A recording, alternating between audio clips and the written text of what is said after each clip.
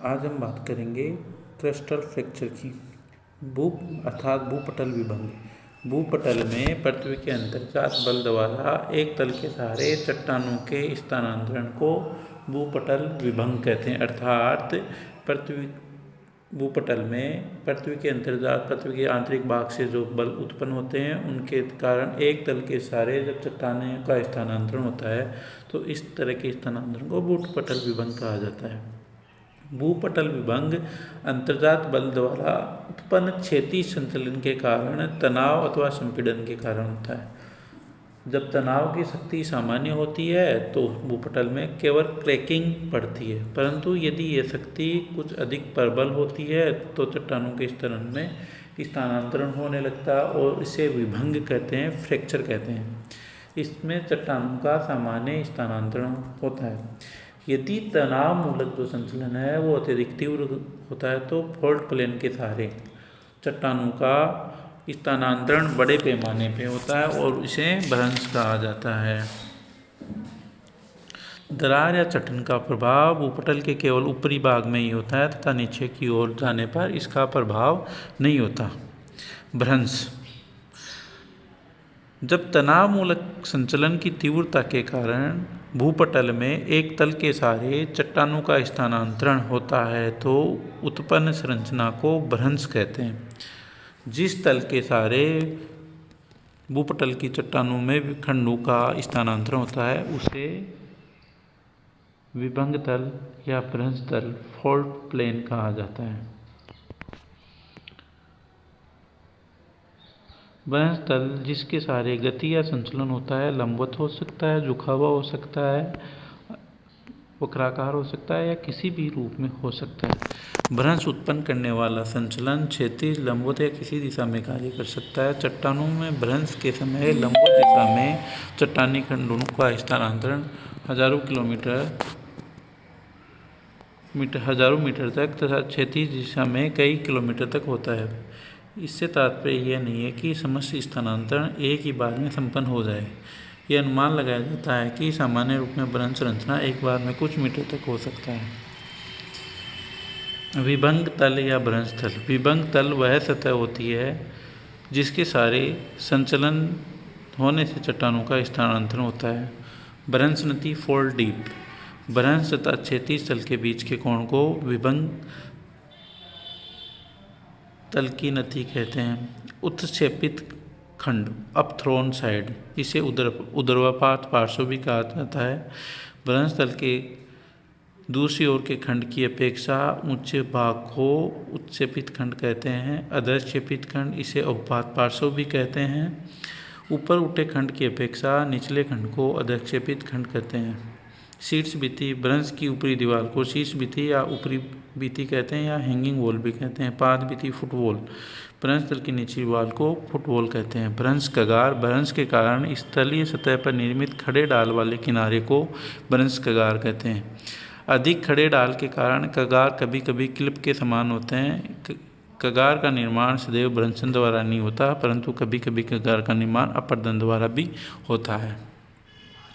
अब हम बात कर, जैसा कि आप इन सबको ऊर्ध्वपात पार्श्व, स्ट्राइक, डीप, हैंगिंग वॉल, अधपात पार्श्व, भ्रंश कगार, इनको इस डायग्राम में देख सकते हैं। इसके बाद में बात करते हैं भ्रंश के प्रकार। भ्रंश को सामान्य रूप से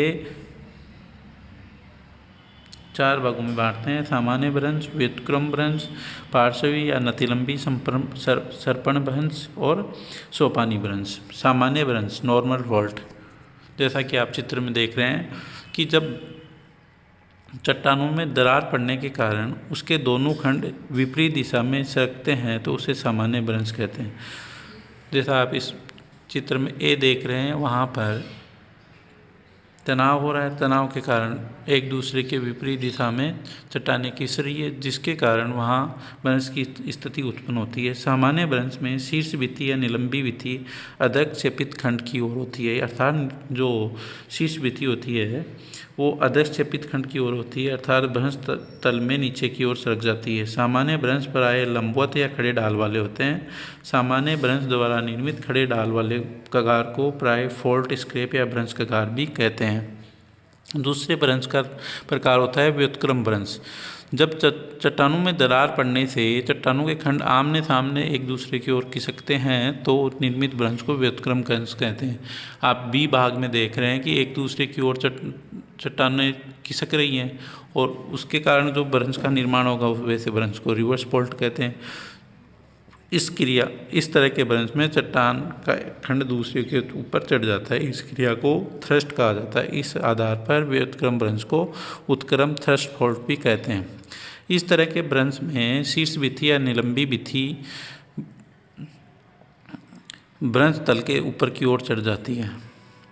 व्युत्क्रम भ्रंश का निर्माण मुख्य रूप से क्षैतिज संचलन के कारण उत्पीड़न संपीड़न द्वारा ही होता है, अतः इसे संपीड़नात्मक भ्रंश भी कहा जाता है। कई बार प्रश्न पूछा जाता है प्रतियोगी परीक्षाओं में कि संपीड़नात्मक भ्रंश किसे कहते हैं, तो व्युत्क्रम भ्रंश को संपीड़नात्मक भ्रंश कहते हैं, क्योंकि व्युत्क्रम भ्रंश का निर्माण मुख्य रूप से क्षैतिज संचलन के द्वारा उत्पन्न संपीड़न के बल से ही होता है। जब संपीड़न अधिक होता है तो भ्रंश का एक खंड दूसरे खंड पर चढ़ जाता है। इस तरह के भ्रंश को ओवर थ्रस्ट फॉल्ट कहते हैं। इस भ्रंश तल प्राय क्षैतिज होता है।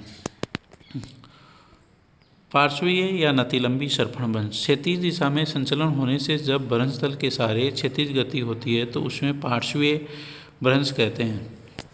इस तरह के भ्रंश में कगारों की रचना या तो होती नहीं और होती है तो वो बहुत कम ऊंची होती है। सेल खंड का संचलन भ्रंश तल की बाईं ओर होता है तो इसे लेफ्ट लेटरल या सिनिस्ट्रल भ्रंश कहते हैं, और जब सेल खंड का स्थानांतर दाहिनी ओर होता है तो उसे दक्षिणी पार्श्ववर्ती भ्रंश या ड्रेकस्ट्रल भ्रंश कहते हैं। कई बार प्रश्न पूछा जाता है कि ड्रेकस्ट्रल या सिनिस्ट्रल भ्रंश से क्या तात्पर्य है, तो आपको पता होना चाहिए। सोपानी भ्रंश। जब किसी भूभाग में कई भ्रंशन का इस तरह से निर्माण होता है कि सभी भ्रंश तल के ढाल एक दिशा में हो तो उसे सोपानी या सीढ़ीदार भ्रंश कहा जाता है, जैसा कि आप इस डायग्राम में देख रहे हैं। इस तरह के भ्रंश के निर्माण के लिए जरूरी है कि भ्रंश द्वारा अधक्षेपित खंड का अधोगमन एक ही दिशा में हो। भ्रंशन द्वारा जो निर्मित स्थलाकृतियाँ उनमें रिप्ट घाटी मुख्य है, जिसका हम अध्ययन करेंगे।